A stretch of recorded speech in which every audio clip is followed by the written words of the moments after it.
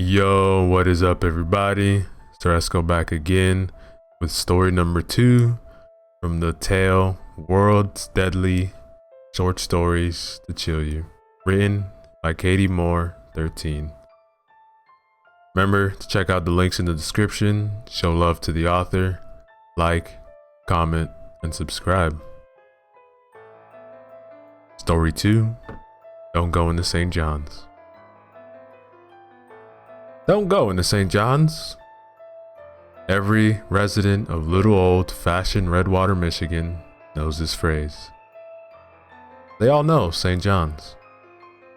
If an out-of-state traveler should stop at Cooper's drugstore for gas, root beer, or postcards, they're sent away with a friendly warning to just not go there. Every road tripper and tourist who stays at one of the town's inns is warned to stay away from the place. Drunken partygoers and idiotic teenagers seeking an adrenaline rush dare their friends to stay the night. The creaky, crumbly old building looms like a watchful guard over the southern border of Redwater. The copper letters above the doorway that say Rupert St. John's Hospital for the Mentally Unstable are beginning to rust and wear away. Every town has its ghosts, its urban legends. Redwater is no different. The old asylum called St. John's is a skeleton in the small town's closet. Some of the rumors about what went on within its walls are too chilling to bear thinking about, frightening enough to make a passerby shiver as they glance to the empty windows. The famous phrase is true. No one should ever go into St. John's, and every hollow clang that echoes as I slam my body against the heavy metal doors reminds me of that. Eventually, however, I always give up. It's no use. All I do is wander the empty hallways, making temporary nighttime homes in whatever cell or office I happen to be in when I get tired. Awfully lonely in here. I wish I had someone to talk to.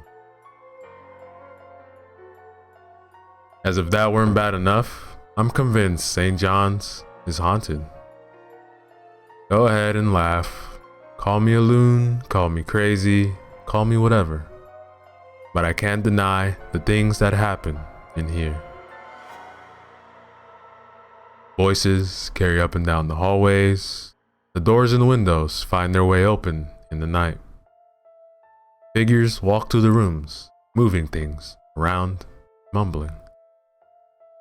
They look lost, as if they're looking for something. Poor things. Inside the doors, the hospital is no less creaky and broken. Abandoned rooms remain eerily intact, as if time simply stopped and occupants vanished into thin air one fateful day. The filing cabinets are still full of paper.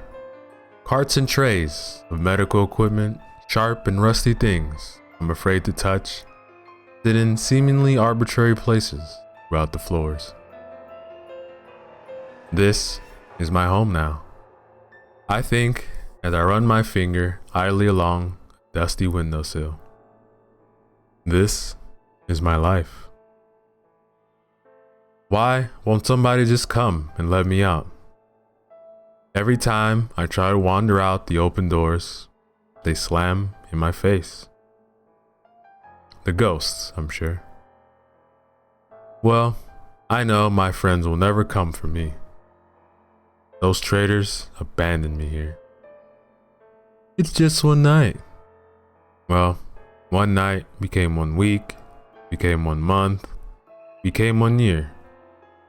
Became God only knows how long. Hey, I'm not sure about this, Arch. Oh, relax, Taylor. We'll be out in a flash. A rusty creak echoes from the next room. The sound of a cart being pushed. One of the voices speaks again.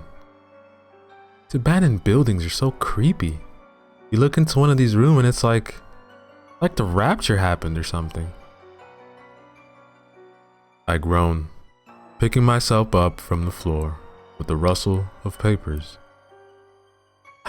This again. What was that? I think it's coming from in there. Their voices grew steadily louder. The office door swings open, and in walk two men with backpacks. Ghosts? Or perhaps they're intruders, like me. My saviors? Hey, hello? Can you help me out? I've been trapped here for so long. Hey, are you listening to me? They continue to wander the room, as if nothing ever disturbed them. One of them, Taylor, turns his head and stares in my direction. Right at me for a second, and then shudders and turns back. I guess there's nothing to see here. Come on, Arch, let's go. The two men wander back out the room, heading for the lower levels. My heart sinks to my shoes. Ghosts, after all. One of them looked at me. They have to be real. So, what is it? A cruel joke?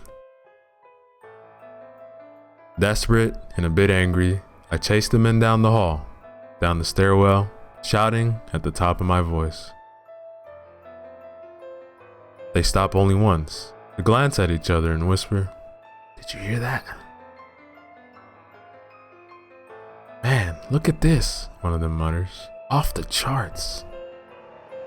This is creeping me out, man. Let's go. Come on, dude. I'm sure I heard something. Yes, you did. It's me, you imbeciles. Listen to me. I reach out, put a hand on the scared one's shoulder, and he freezes. Arch? Something's touching me. Just move forward, slowly. They do, little by little. The lower door to the stairwell slams closed. No use. No use at all. I sink down on a cracked step, crying hot, frustrated tears. As time drags on, the intruders or ghosts, or whatever the figures are, have only continued to ignore me. Arch and Taylor are hardly the first, nor I suspect will they be the last, to hear me and feel my touch and walk on away. Fine, leave me. Abandon me here, just like everyone else. I would ask how any living human could do that. If it weren't for what I already experienced here. They swore it was just one night. My friends did. Just to be sure you're okay, they said. But when I agreed, I never dreamed that the rumors of what went on in St. John's would be true. And I certainly never anticipated that they would never come back for me, leaving me alone in this hell. Exiting the stairwell, I catch sight of my reflection in a smudged mirror hanging on the wall. Years upon years have left me looking haggard and tired, with unkempt hair and wild, haunted eyes. My bangs haven't grown out enough yet to cover the ugly scar on my forehead. I look old. I look defeated, broken, an empty relic like everything else in the building. It's true what the intruder said. It does indeed look like the rapture occurred in this building. I wonder often where everybody went and why I was the one left behind. Truthfully, there are many things I wonder. What with the gaps and blurriness in my memory, my countless questions about the intruders are chief among those wonderings, especially in regards to the things they say. It took a long time for me to realize that they were talking about me. Not to me, never directly to me, but about me. I've watched them pick up the ragged edge file left above, abandoned on the desk, and say my name to themselves. The things they call me confuse me. Lost, restless, angry, vengeful. They talk about me as if I want to hurt somebody. I don't. As odd as that might sound, considering what I went through, I've never been angry. I've never wanted to hurt anyone. All I want to do is go home. I want to walk the streets of Wedwater as a free man. I want to be me again, that's all. That too much to ask? What confuses me most, however, is why they keep calling me Spirit. Now, ladies and gentlemen, see you in the bar store.